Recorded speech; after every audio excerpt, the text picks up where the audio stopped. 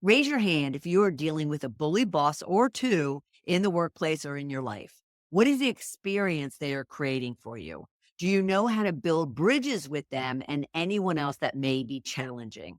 I am talking with award-winning author of Bad Bosses, Crazy Coworkers, and Other Office Idiots, Vicky Oliver, all about how to fight off bullies, build bridges, and keep a beginner's mindset so you never stop learning. She'll share with us the many different dysfunctional styles you could deal with in the workplace, the reasons people bully, take credit, or simply behave poorly with you and your teammates. And lastly, tactics and tips for how you can deal with them effectively and productively to protect your job, but also your sanity. So stay with us. Welcome to Shedding the Corporate Bitch, the podcast that transforms today's managers into tomorrow's powerhouse leaders. Your host, Bernadette Boas, executive coach and author, brings you into a world where the corporate grind meets personal growth and success in each and every episode. With more than 25 years in corporate trenches, Bernadette's own journey from being dismissed as a tyrant boss to becoming a sought-after leadership coach and speaker illustrates the very essence of transformation that she now inspires in others with her tips, strategies, and stories.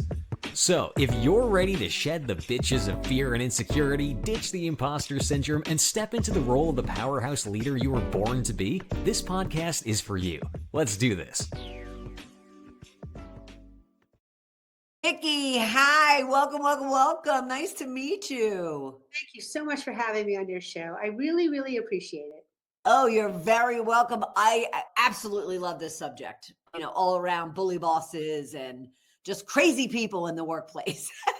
But before we get there, I would love for you to share a little bit about you to our viewers and our listeners, about Vicky Oliver. Okay, thank you so much. So my name is Vicky Oliver. I am a native New Yorker.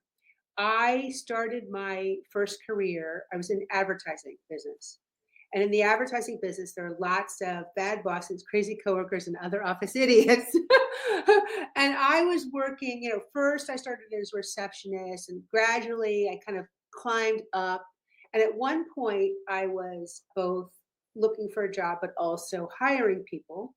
And they would roll in and they knew nothing about like the ad agency where I was working. They didn't know who the clients were. They didn't know who my boss was, and they didn't know anything about me for sure, right? And they would roll in like 10 minutes late, and I would think, oh my God, I am going to write the book about job hunting one day, because buddy, you are blowing it. Wow. So that's how I started. Like I just would have these ideas about job hunting and I'd write them down. And then I started writing articles about job hunting. And then in the course of developing my first book, which was all about job hunting, I gave people my email address and I said, look, I have answered 301 answers for you, but maybe there's another one out there. Maybe there's some question you have that I didn't address. If you have a question and I didn't address it, write to me. And that research led to this book, Bad Bosses, Crazy Coworkers, and Other Office Idiots, because I just heard from people all around the country what was going on with them. Wow. Well, and I wish you reached out to me because I would have given you a book worth. Everyone says that to me. They were like, where were you when this guy was bullying me? Where were you? But Right. I did a lot of research. I met a lot of people that way. People emailed me, and that was like the basis of the book. Of course, having been in the advertising business myself, I'm very familiar with bullies. I get it. So, of all that research you did, what was the most eye-opening aspect that you came across that you weren't necessarily expecting? Because we take a lot for granted when we say that we have a bully boss. So what was the most kind of like, profound observation or learning? Okay, so I believe that my profound learning was that I learned that the grass is not greener. There is always a bully somewhere else. So my advice in the book is to learn how to deal with bullies so that you don't have to leave your job. Because if you do leave your job, you're just going to encounter a different bully somewhere else. That was my learning. They're everywhere, they're men and women, right? Mm-hmm. And you just have to be able to sort of confront the beast. You can't run. Right. You write about 3 different types, and I'm sure there's more because even I came up with a couple of more, but 3 different types of different coworkers and bosses. Could you explain those to us? First of all, I think I may be wrong, but I think there are about 17 different types in the book. So, for example, there's like sort of the devil wears Prada kind of person that's just always looking over your shoulder and they need to know, like, what are you doing? Like, where's the meeting? What are you talking about? That type of personality. And then there's another personality that's I call like the Wizard of Oz, where the person is never there. And that is a problem in its own right. Like if you need approvals and you can't find the person, and maybe they're managing like multiple offices. And then there's like a chapter on bullying, right? And there's the bully. And so there's all different kinds of people. You know, there's sleazeballs, there are people who lie to you, you like there are all kinds of people. So really, I believe that you have to learn how to deal with the person. And the idea of the book for me was a thesaurus of different personality problematical types. And then if you encounter that person, right, you look up what to do, you follow these tactics, and then you put the book away until the next person drives you crazy. 5 minutes later. To be able to have like a resource like that where you could say, well, okay, this person is actually driving me crazy. What do I do? Try it. You know, there's several tactics. Try them. Okay, now put it away. You don't want that book lying on your desk, probably. You mentioned 17, and you also talk about the fact that you have to identify the problem. And immediately, what I find is immediately people just lump it under a bully boss or a bad boss. Yeah. However, do you find it's really important to distinguish the exact problem that you might be having with it? You approach it properly, because not, everyone is going to be solved by the same answer. Exactly. I mean, there are bully bosses, like, for example, who take credit for your good work, and that is like a separate chapter in the book, that I call the credit snatcher. Right. And, there are people that yell at you in the hallway and there are people that yell at you behind closed doors. I mean, they're different problematical types, but I think it's fairly easy to just like go through the book and like find, oh, yeah, this is the guy or woman that I work for. And this is what I'm going to try. Which one do you find, and if it's not just one, but which one creates the biggest negative impact on a team, on a culture? Yeah. So this is another theory of the book. Like a boss that might bother me is not the same boss that might bother you. All right. And that is because, I have my background, how I grew up, my parents or whatever. Everybody comes to an office place with their own baggage, right? I have a very controlling mother. So a boss for me that's extremely controlling is like the worst person for me to work for, right? But somebody else, maybe they need that control. Right? So it just depends, I think, on your individual upbringing and what you yourself are bringing. And somebody that drives me crazy is not the same person necessarily that drives you crazy. Yes. Yes. And, some people, if they have bullies as bosses, they just shrug it off. Some people, it doesn't really bother them that much, because they have a strong internal sense of like approval. They don't need approval from somebody else. Maybe somebody else walks through a hallway and somebody's yelling at them, but they say, well, you know what? He's yelling at me, but he doesn't really mean it, and it like just falls off of them. But another person, maybe if they grew up with like screamers in their family, maybe it's much, much, much, much worse, to be called out like that. So a third of the book is devoted to figuring out if you're the problem, are you the problem? Because if you keep having the same issues from job to job to job, maybe it's you who need to change. So it's all about diagnosis for sure. And I'm not a shrink, I'm not a psychologist, but I just have strong opinions on how to deal with difficult people. That's really what it is. Well, and at the same time, it's diagnosis, but it's also, from what I can tell, it's also just self-awareness, really understanding the experience you're creating with those around you. Would that be an accurate statement? think so. But also, one of my old bosses told me something very long time ago that I think is like a pearl of wisdom, which is if you walk into a room, anybody at any given time, if you walk into a room, like half the people are going to like you and half of the people are not going to like you. So a lot of it has to do with things you cannot control. How you look, like how you talk, these types of things. Somebody, you might walk into a room and before you know it, your boss, your new boss, doesn't like you for nothing you have done. So I try to analyze that a little bit too. And just to say, like, maybe the person doesn't like you, but you can make it better, with that person. You can improve your relationship with that person. It may not be fantastic, but you can make it better. Going back to just, overall, what is that impact that these type of dysfunctions has on a team and culture? What have you seen? People don't want to confront the boss, right? Because he's a screamer, they're scared of him. People would rather make it up as they go along because they're scared of him. People might lie as a reaction to dealing with this horrible person that they don't want to deal with. Other people may cower in their corners. There's a lot of negative behaviors that happen as a result of working with or for somebody who's a bully. We should also, if we have time, talk about how that person got to that position of power, because I feel like that's kind of an important thing about it. Absolutely, Like absolutely. the guy or woman, they have talents or they wouldn't be in that position. And it's probably not a secret to the people in human resources that that person is a bully. Mhm, mhm. So it's dangerous a little bit to confront head on that person But why? because they're there for a reason. Maybe they bring in, all the rain, all the new business, right? Maybe they've worked there for 20 years and they know all the players and all the clients, let's say.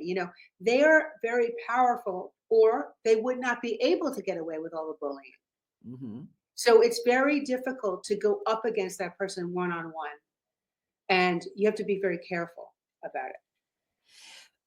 At the same time, though, isn't there a degree, because we talk so much about accountability Right. within, the work environment, the home environment.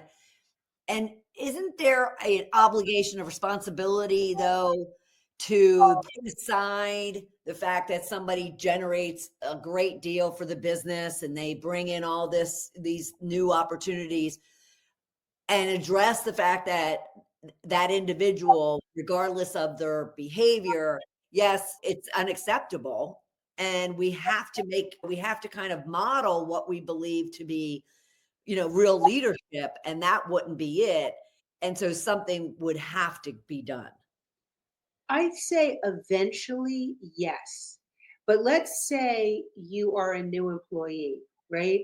And you get into the situation, and then there's somebody who's bullying you, right? You don't really know all the history of that person. You don't know the network of alliances that exist there. And you don't really have any power yourself either because you've just come in. So I think that, this is true that, companies need to be better at moderating bullying behavior. That's true. But I also believe that it's very difficult for somebody to change unless they themselves want to change. You can change yourself, but I do not think that you can change another human being. Right. I just Agreed. I don't think you can. So, you know, are you going to leave the job because this guy or woman is driving you crazy? No, you're not going to leave the job. You are going to learn how to deal with that bully and wrestle with it, and you are going to get better at it. So you're never saying that you're going to accept that behavior. You're saying to anyone up and down the food chain, learn tactics and strategies for working with that type of individual. And even with a little bit of maybe some help and self awareness for hoping that they change, you can't control that they'll change. You will never be able to control them, and you will not be able to change them. But I do believe that you can make that bully respect you. And in that way, I think that he or she will treat you better if he respects you. And so some of my tips are really about that, about gaining the respect and Right. not cowering.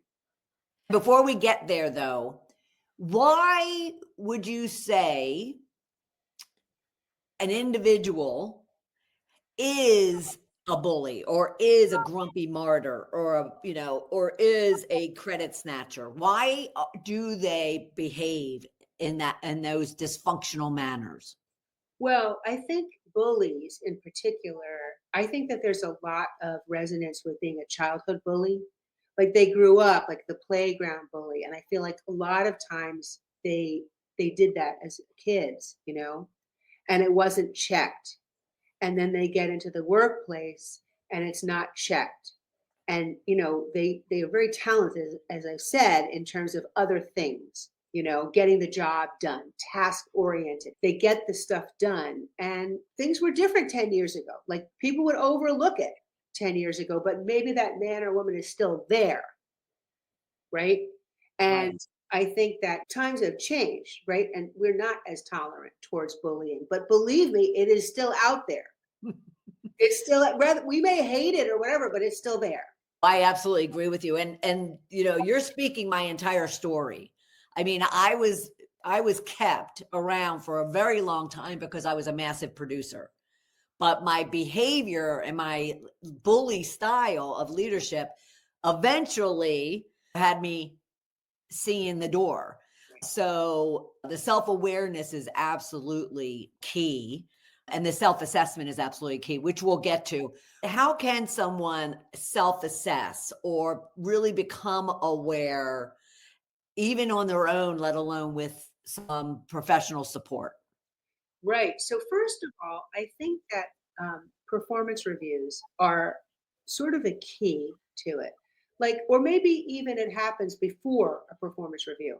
A lot of times something will happen, like there'll be a person who complains about a bully. And it may be like a solitary incident. Like somebody just sort of, I do not recommend doing this, by the way. Okay. But they come in, they complain to somebody in human resources. Maybe that person like rushes up to your boss and says, like, oh, like she's a bully, like so and so complained, right?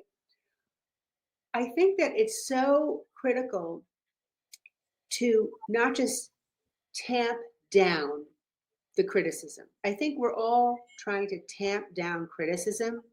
Like Dale Carnegie said that people hate to be criticized. And I think that that is a true insight into human nature, right? What happens when someone criticizes you? You're like, no, it's not true. It's not true, right? And, all your resources go to proving it's not true. And you bandy about and you get like the emails and the people to come in and support you and all this stuff, right? And you save your job, right? You save it. But instead of celebrating after you've saved your job, that's the time to reflect and say, was that person secretly right? Did I bully them? Did I make them cower in a corner? Did I make her cry? I think it's important to sort of say, not to just I saved my job, I saved my skin, but like what did I learn from this interaction? And can I do something to dampen it a little bit, dampen it down? Don't be so in your face. Don't be so aggressive. Don't be so hostile. So, yeah, I think a lot of times there is like a singular complaint, and we people dampen it down and then we don't think about it because we got through the crisis. Mm. Of course, professional help too. There's seeing career coaches and going to psychiatrists and shrinks, and I think that's fine. That's all good as long as you're trying to one is trying to improve oneself. What are some tactics and strategies someone can use to address some of these people, specifically, bully bosses, but even some of the other ones? Because a boss's pet is very different than a bully boss, right? So what are the tactics and how do they differ? Typically about bullies, I believe it's important to call out the aggression, but I also believe it's when you do it that matters, right? I mean, I've walked in hallways in advertising and been yelled at, right, by a boss right there in front of every single person. And I'm happy to say I've said nothing, because just because somebody's yelling at you doesn't make them right. Loudness does not equal right. And I think in the heat of the moment, if you can sort of have the equanimity to step back and say, I am not going to yell at this guy right now, but I will deal with it later. I think that is the critical moment. Okay. Pausing, Yeah. pausing. Pause, step back. If you're a lady, run to the ladies' room or whatever, the men's room. If you're men, get out of there, get out of the heated situation, you know, and emote. Don't emote right in the moment. Because if you do, if you're like, hey, buddy, I don't want to be yelled at, and like whatever, you're going to lose your job. I'm telling you, you are. So if you want to keep your job, you need to get out of the situation, take a walk around the block, you know, just leave the premises, do something and calm yourself down. Well, isn't it also you're wanting to kind of prevent feeding the beast? If all of a sudden you're responding to some hostility with hostility, that's just ramping everything up, and that's not going to solve anything. That's not going to have a happy ending for anyone or anything. It really isn't. And neither is, I'm just going to say this, neither is bursting into tears going to help you either, because that's like considered really unprofessional, you know, and people are going to feel bizarre being around you. So you can't cry and you can't yell, right? Fight or flight, fight or flight. I would say flee the situation. Okay. Then in quietness, you want to start developing a little list, and you want to say, on such and such a day, Peter screamed his head off at me for no reason in the hallway. He said, blah, blah, blah, blah, blah. And I walked very calmly by. And you're going to keep a document of these incidents that happen. That is what my recommendation is to do. This is a long, long haul, but I think you should do it anyway because he's probably bullying other people too. It's probably not just you. Okay, we'll get into that in a minute, but I would say keep a little list, and then in a very calm moment, maybe it's 2 weeks later, you're going to go in, like rap on his door, ask if you can talk to him for a few minutes. If he says, okay, come on in, then you close the door and you say, I really feel like you are bullying me and I don't like it. I think it's important to call out the aggression. And he will probably deny it, right? He will deny it, but you're going to be very calm and say, well, no, as a matter of fact, on December 2nd, you said this, and like December 5th, you said that. And I feel like you're targeting me, you're singling me out. And I want to work with you so that we don't have this situation between us. And sometimes just that will ease the situation because he's going to understand that you are on to him. Sometimes that alone will help. Now, the 2 weeks, is that because one, you don't want to assume that first outburst was a pattern? It could have just been that guys or girls having a bad day, a bad moment, and they happen to lash out, in front of everybody. But yet, if you wait to see if there's a pattern and it is a target on you, then you want to be able to go and address it. And that's why the couple of weeks you want to wait until you build that pattern. I think that's a good idea, but I also think it also has to do with having proof points. In case you need to bring this to somebody else, you need to show a pattern. It can't just be an isolated incident. Right. But also in a week, in 2 weeks, maybe 2 days, whatever, people calm down a lot. Maybe after the outburst, he's going to stop by and say, hey, I'm really sorry about that. I didn't mean to do that.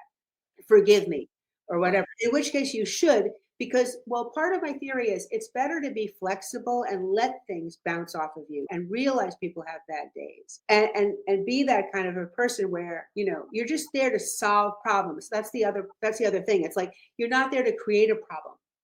All right. So one reason I say don't go to human resources immediately is because if you go to human resources, then you are going to be looked at as the problem. Even though it's his problem, you're going to be looked at as the problem.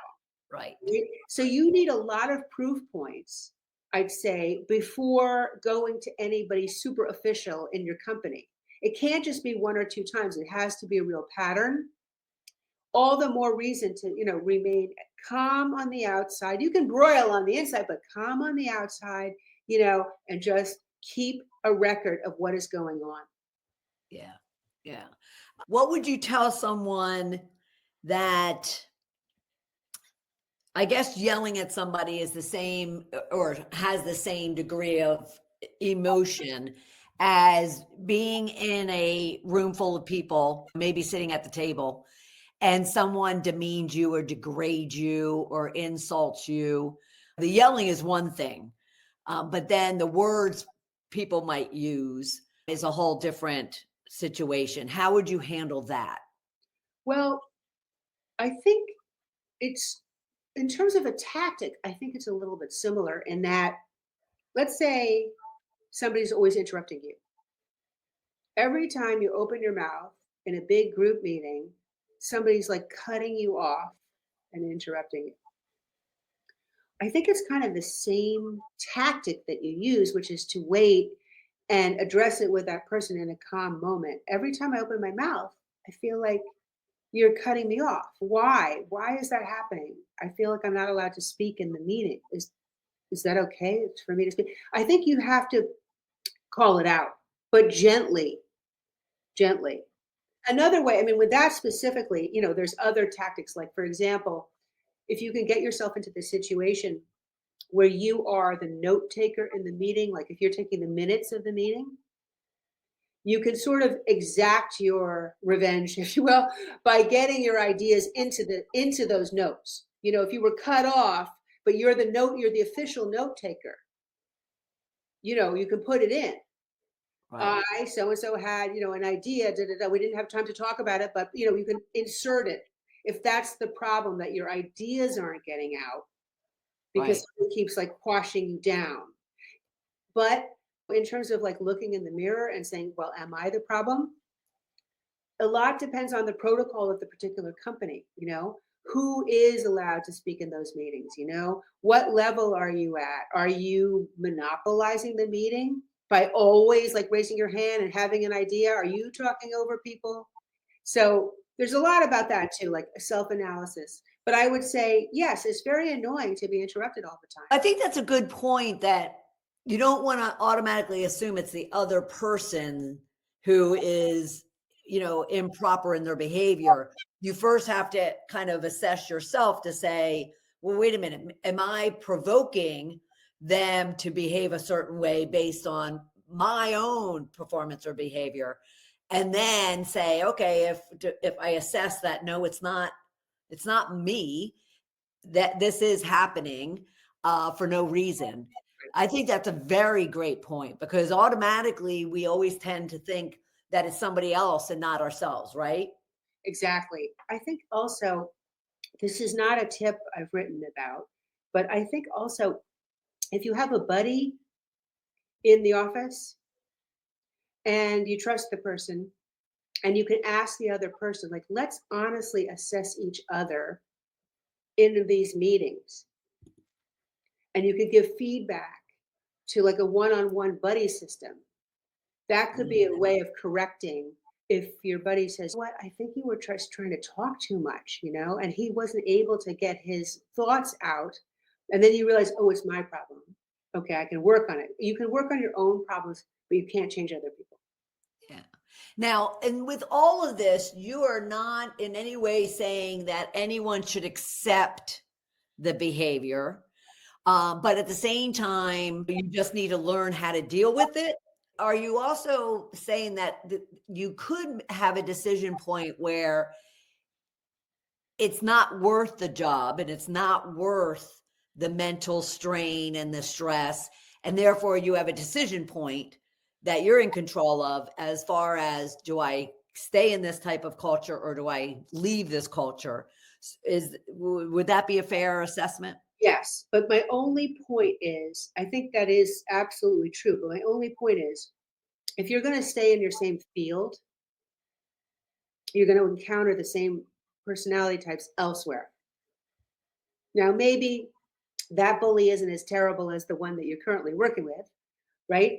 But you also have other factors when you go to a new place. You have to learn the culture all over again. You have to prove yourself all over again. You have to work super hard in the beginning all over again until you know all the people and you understand all the tasks. And it's, kind of it's a better tactic probably to stay where you are, deal with this bully and rise in your own company rather than hopping. I mean, over time, I think it's better to stay someplace like for a while and get the experience there and get the money and get promoted. So yes, there are certain situations, like for example, I think if you're feeling sexually harassed at your company, then I think probably you may want to leave. You may want to leave, or you may force the other person to leave. Okay. Right. That's a situation where it is intolerable to be there being sexually harassed. It's just horrible. And you should get out of there. And probably the situation won't exist, that way in another company. But if it's just like your sort of backyard bully that's bullying you, I think you should try to deal with him or her first before deciding to leave. I want to kind of sum this up, but I want to break it down into two different groups. What would you say to HR leaders and like the powers to be when it comes to what they should be doing in regards to handling these dysfunctional type of individuals? Right. So I think that, training is always a good idea, right? I mean, I know I've sat through sexual harassment seminars and, and like it's good to sort of teach people what is acceptable behavior and what isn't. As rudimentary as that sounds, I think that we didn't learn it in college, right? We didn't learn it in grad school. Like we need to learn how to behave with other people in the office. So I think all of those types of seminars are great. The human resources people have to decide whether the bullying, let's say, has risen to the level of, is it a warning that you're going to give this person? Is it going to be that he's suspended? Or are you going to kick him out? Like, how bad is it? There's pros and cons, versus like all the money he's bringing in or the clients or whatever it is that's keeping him there. They have to, or, that versus the potential lawsuits, they have to decide these things. But to people who are not in HR, I would say HR should be probably your last resource. I think your first resource is yourself going to the person, calling out in a calm moment, calling out the aggression, right? If it happens again, go back, call it out again. Like you have to show the bully that you're not frightened of this person, right? You recognize it and you're calling it out. And sometimes that alone will make the problem disappear from your standpoint, which is what we're talking about. Right. Then you may want to talk to other people in your company. You might want to, this guy or woman has probably bullied lots of people. And there are lots of people who have the scars inside, the scars, like to talk about it and stuff. You are not alone. You are not alone. Right. You know? But the only thing I need to kind of challenge and would love your thought on is I would think that the business individual, the business team should partner with HR, not to report, but more so get advice, get coaching on how they could approach the situation with maybe a statement of this is not, I'm not formally placing a complaint for HR to act on. You're my partner and I want some guidance and some kind of overall coaching from you as to how to handle something. Would you not recommend that? I think it's a great idea, but I think that the minute you go in there, you kind of are lodging a complaint, whether it's, whether you're putting it in writing or not. I think you still are allowed, because the thing is, what is the HR person going to do? They're not going to go to the person and say, we've received 4 complaints about your bullying. Well, what's the first question? Who did it? Who complained? Right? And then it's like, you're not just being like the target, but now you're like a tattletale, you're like a whistleblower. I think it's dangerous. I have to be honest. I think it sounds good, but I think it's dangerous to go in and actually make the complaint without a lot of like proof points that you have. I really do. I mean, you don't want that person to distrust you. That is going to have an alienating impact, I believe, on the bully. And now, because as I say, this person is a person in power and they can do things to you. They can move you into a slower department. Maybe that's good, but they can move you away. They can give you terrible assignments. There's lots of things they can do if they don't trust you and they want to get rid of you. And the Right. minute you go into human resources, I believe you're vulnerable to that because the human resources person who's doing their job, they're going to, maybe not in front of you, but they're going to write it down. And now it's on the record. Yeah. Okay. All right. And what would you, from all the tips and strategies, and maybe a different one and a new one, one thing would you tell individuals that are dealing with this, what they could do to get to know or to deal with these type of dysfunctional behaviors? I would say realize when something is somebody else's problem, right? Maybe you worked on a report for 3 weeks, right? And you hand it to your boss and he grunts and he doesn't say thank you or she doesn't say thank you, and they just like walk on by, right? And then they never get back to you with any kind of feedback or whatever. You're going to be sitting there probably thinking like, what did I do wrong? What did I do wrong? Why doesn't this person give me any feedback or whatever? But like, maybe that person is getting a divorce from his wife, right? Maybe he totaled the car over the weekend. I mean, there's stuff going on in people's personal life that you don't know about. And sometimes their lack of respect or response is something you couldn't possibly know anything about. It's their problem. And I think just like the self talk of sometimes saying, you know what? This is his problem that he didn't get back to me on this fantastic report that I wrote. And like, pat yourself on the back. Yeah. And just, I guess that would be one thing. And then the second is just, I've mentioned it before, but just to say, you are there to solve problems. Everybody in the whole company is there to solve problems, not to create them. So when somebody is a problem, like a bully, you want to kind of tamp it down. You don't want to escalate it. That would be my first thought. Like, don't escalate stuff, tamp it down, and just solve the work problems that you're there to solve. Yeah. This has been fabulous. We could talk about this subject around don't bully me ever. And I want to mention to everyone, you can dive into the subject and get all those tactics and strategies based on the 17 different dysfunctional styles that she had mentioned in her book, Bad Bosses, Crazy Coworkers, and Other Office Idiots. You can get it on Amazon, but you can also go to tiny.cc/bad bosses, crazy workers, and take advantage of really digging in, identifying the specific problem you're having, and then finding the tactics that she's promoting. Also, be sure to follow Vicky on LinkedIn and Facebook, just simply at Vicky Oliver. You'll find her very easily.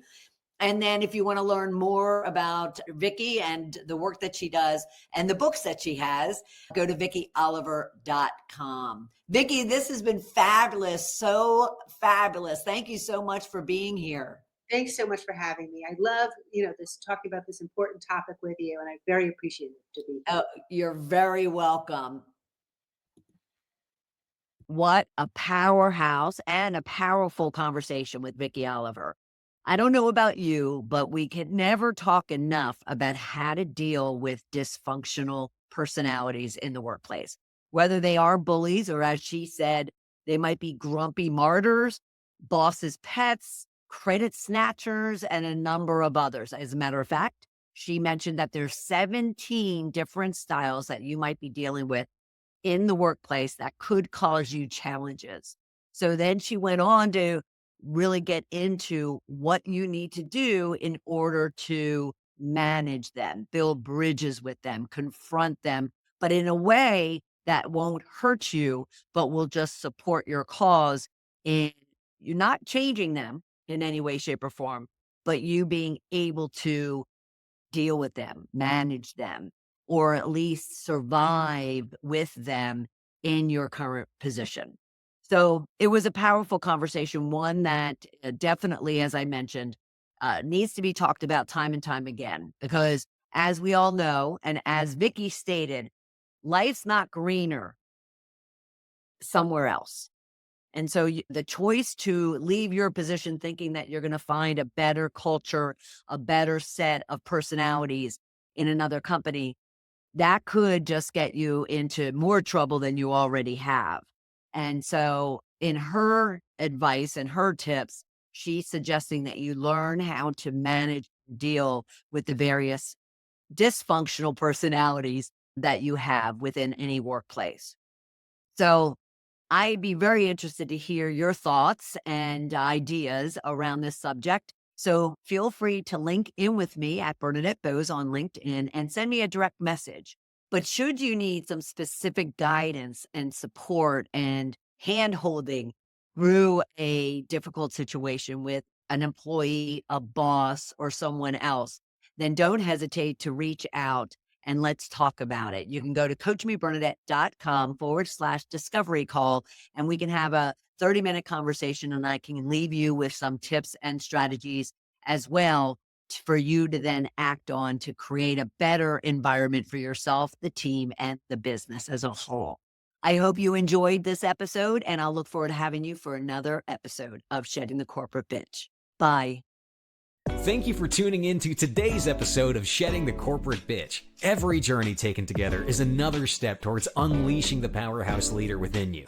Don't miss any of our weekly episodes. Subscribe to our podcast on Apple Podcasts, Spotify, or wherever you love to listen. And for those who thrive on visual content, catch us on our Shedding the Bitch YouTube channel. Want to dive deeper with Bernadette on becoming a powerhouse leader? Visit balloffirecoaching.com to learn more about how she helps professionals, HR executives, and team leaders elevate overall team performance. You've been listening to Shedding the Corporate Bitch with Bernadette Boas. Until next time, keep shedding, keep growing, and keep leading.